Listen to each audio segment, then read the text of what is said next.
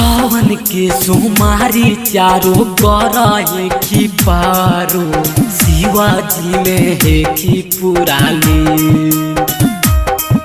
सावन के सोमारी चारों कराए की पारो शिवाजी में है की पुराली। अगर जाके शिव दुआरिया लेके पूजावा के थलिया दुल्हा का तो मांगा ही सौखी।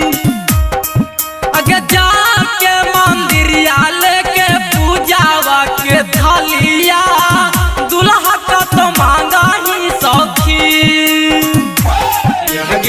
भोला जी के पूजा रातों दिन करा है। यह गे भोला जी के पूजा रातों दिन करा। तो बोले छौड़ी कैसन दूल्हा मसीन करा है। तो बोले छौड़ी कैसन दूल्हा मसीन करा है।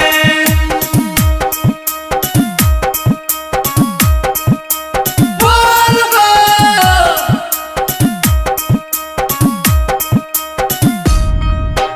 कहे कहुरी नवा बिनवा सखी तोर सहेलिया पूजा पाठ करही रोजी।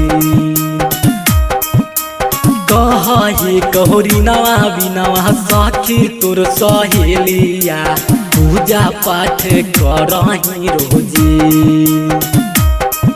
अगर जाके शिव दुआरिया लेके पूजावा के थलिया दुल्हा का तो मांगा ही सौखी। अगर जाके मंदिरिया लेके पूजावा के थलिया दुल्हा का तो मांगा ही सौखी। यह गे भोर भोर जानी तू मंदिरावा में। यह गे भोर भोर जानी तू मंदिरावा में। शिव जी सुंदर दुल्हा लिख तू न ताका धीरावा में। तलाका सुंदर दुल्हा पहले ताका धीरावा में।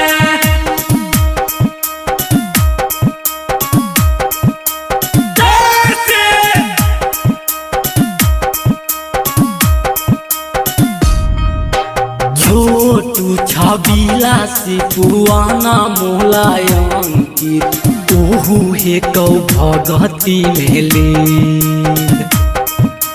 छोटू छबीला से पुआना मोलायंकित ओहू हे कौ भगती में लीन।